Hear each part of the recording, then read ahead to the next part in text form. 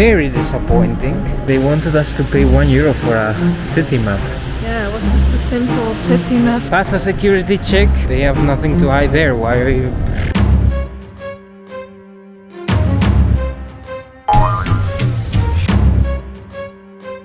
So, bonjour le matin.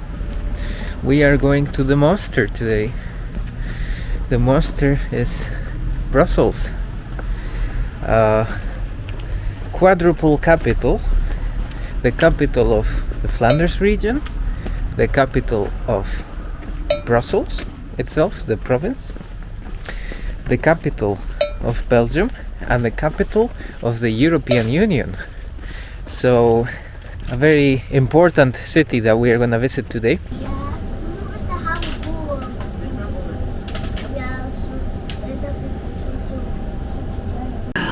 Des pickpockets sont présents dans la gare. Ne leur laissez aucune chance et surveillez bien vos affaires personnelles. So, we are in Brussels at the central station. And I think the first thing we'll visit is the European Parliament, our rulers. Yeah, they wanted us to pay €1 for a city map. Yeah, it was just a simple city map. Yeah. That is usually free. I mean, at least in Belgium so far, they just give them for free, or they just are lying at the train station. And here in Brussels, they wanted us to pay €1 for it. Yeah, normally you want tourists to visit your city, so. Yeah. And we pay enough taxes as Europeans. So this neighborhood is all full of embassies. You can see over there the embassy of Canada, and over there the embassy of Bosnia-Herzegovina. So we are at the European Parliament. That's the Parliamentarium, the museum about the European Parliament. This is genius. And that's the actual Parliamentarium, where the EU bureaucrats work. Over there you have the station of Brussels Luxembourg, which stops right here. Yeah, so this is how it looks. The Parliamentarium was disappointing. They don't allow to film inside, and thank God there's nothing interesting to film in here. It shows facts about the EU's structure that you can easily find on Wikipedia, and well, at least they show original documents concerning the origin of the EU. They also show many infographics and glass panels that you can play with, but unfortunately most of it, if not all, needs an audio guide, which we didn't want to use because it is annoying and time consuming. But yeah, if you're interested in small facts about the EU and want to experience its history in a semi-interactive way, then this might be for you. So that was the European Parliament. We found it very disappointing. There was almost nothing there, and you needed an audio guide, and I don't know, it was very bland. Yeah, and very chaotic. Also a lot of general information, a lot about the Second World War. Yeah, or Beethoven, Nikola Tesla, like what the heck? Yeah. Bruh. Seemed very random. Yeah. And you really needed an audio guide, because everything had to be unlocked with your audio guide. Otherwise you could not do anything with it. Yeah, not only that, you need a reservation. It's compulsory to get a reservation. Pass a security check. And you give all your data, even though they have those data laws. We didn't find it very good. Now we are going to the to the Royal Palace, where there are two main attractions, main museums there: the Koudenberg Palace and the Bellevue, about the history of Belgium. Turkish embassy. So the Royal Park of Belgium and the Royal Palace. This is the palace where the family of the king lives. It's accessible, yeah, when the family is not living here. So yeah, I believe They are on holidays, but today all reservations were full, like you couldn't reserve anymore. But yeah, this is where the king of Belgium and his family lives. The first king was a German, Leopold I. Why a German? Well, the Wallonians didn't want a Dutch king, and the Flemish didn't want a French king, so they just said, hey, this person from the House of Saxony, he's available, why not ask him? And he was like, at first he was like, no, and then he was like, yeah, okay, I'll become your king. And that's why the first king of Belgium was a German. To be honest, it looks like a very rich palace. I would say it kind of mimics a bit Buckingham Palace in London. Yeah, without the guards.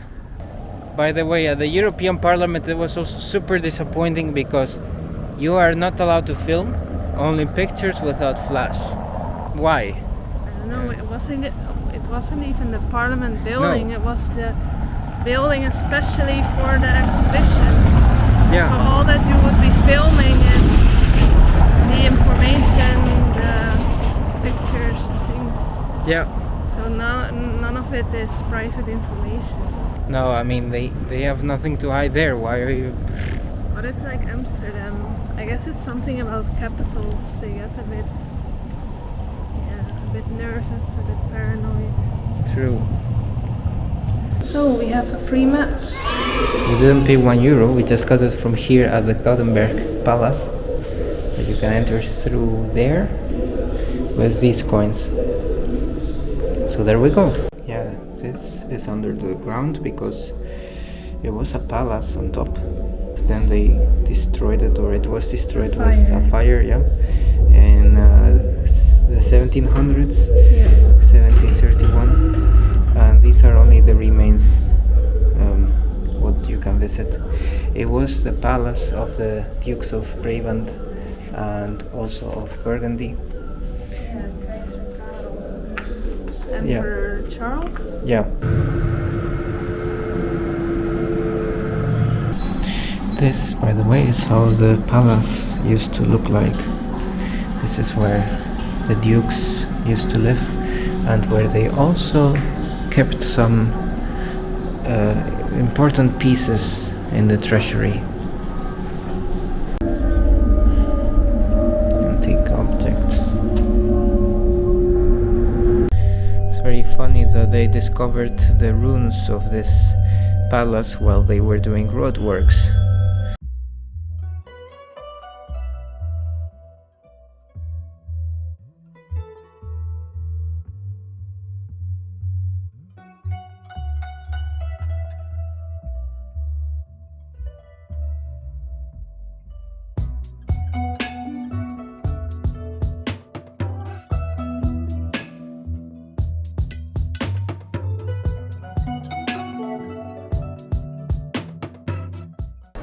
Now we are visiting the Bellevue Museum, which is in the same building. About the history of Belgium. The Belgian state was born in 1830 out of discontent with the government of William I, King of the Netherlands. The south of the Kingdom of the Netherlands was traditionally Catholic, Limburg, Brabant, and also Belgium. They were not very happy with the Protestant government in The Hague, and so they decided to become independent, the Belgians, after 4 days of very heavy protesting and very bloody conflicts with the guards of William I. They retreated, and Belgium proclaimed its independence together with other European countries that recognized it, on the premise that they would remain peaceful, like they would not get into conflicts with other countries. So these are all the kings so far from Belgium, 7 in total, because it's a very young country. The first one, as I had already said, was Leopold I from the House of Saxony. Coburg. He already had a hard task to defend his country when the Dutch people 1 year later wanted to reconquer the territory of Belgium, so he had to call in the troops to defend the new territory of Belgium. Yeah, so there were 7 kings so far, but since 2013 the 8th king is Philip. This is the Constitution of Belgium, written in French. It all fits in one paper. So these are products that are produced here in Belgium and that they are very proud of and that they also consume themselves. For example, here cotton, zinc, coal, soda. Belgium was the second country in Europe to industrialize after England, and it was the first country in Europe to start building the railroads, and because they were so advanced, they were the 5th biggest economy of the world at that time in the 19th century. Crazy. Yeah.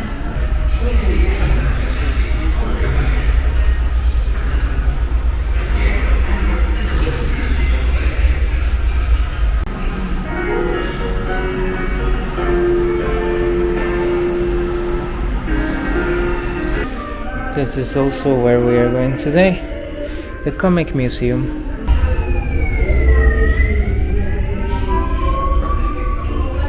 Yeah, so we are done with the 2 museums, the Koudenberg and the Bellevue.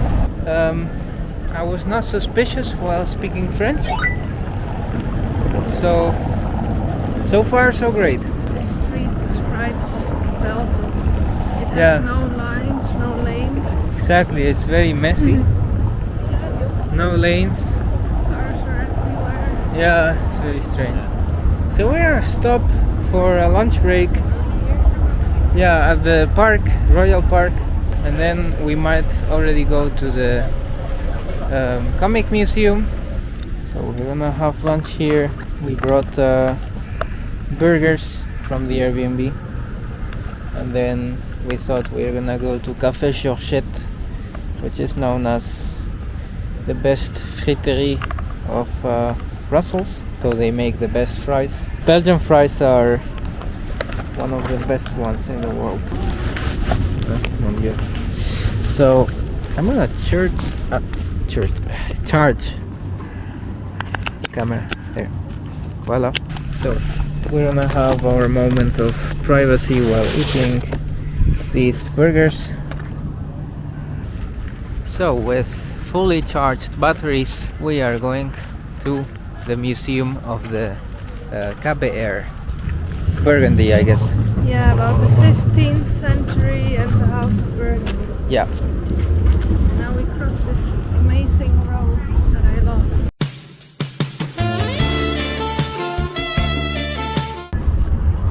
You were living here, right? Yes. Ah, great. So the museum is next to this beautiful square in front of the Royal Palace. So here you have the museum of the musical instruments, to which we also have access. But since we don't play any instruments, I mean, my wife can play a bit of the piano. Little bit. I could play the flute as a kid, but I guess that doesn't count. Then we are not gonna visit it because we are not experts. So yeah, that's a view of Brussels from above. I guess the camera kind of zooms out to make the quality better, but there, when we zoom in, you can see the I believe it's the town hall of Brussels at the Grand Place, or Grote Markt, because it's bilingual.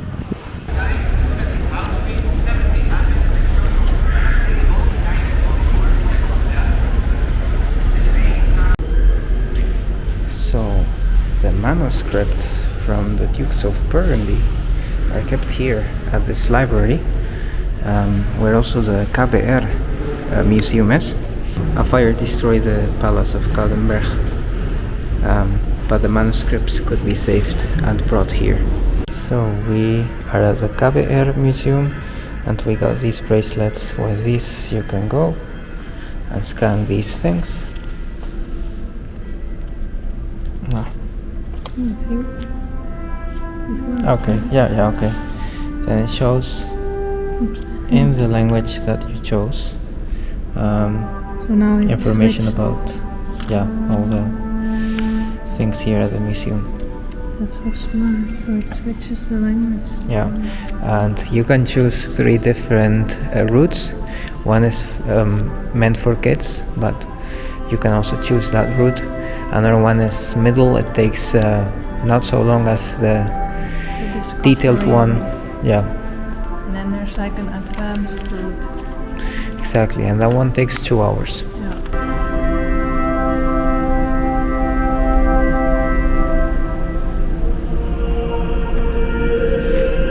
So then it looked like that one. They decorated the illustrations.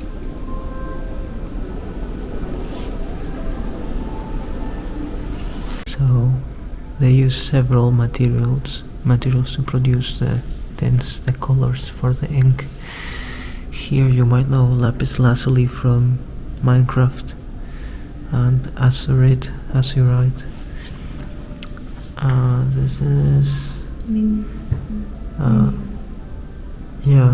minium, yeah. This is from cochineals, so scale insects, saffron and copper.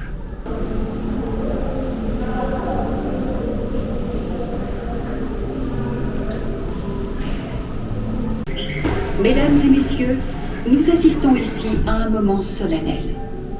Philippe le Bon, duc de Bourgogne, reçoit un nouveau manuscrit. So we are done with the KBR museum. It was very educative, also a bit interactive. We learned a lot about Middle Age manuscripts and about the Burgundy, Hainaut, and other duchies from this region. Yeah, and now we are here walking at the park of the Hills of Art, and we are going in the direction of the Museum of the Comic. Comically enough, we're gonna leave it there to not make this video too long. And this was just part 1 of Brussels, so see you soon in the second part. Do not miss it. Subscribe.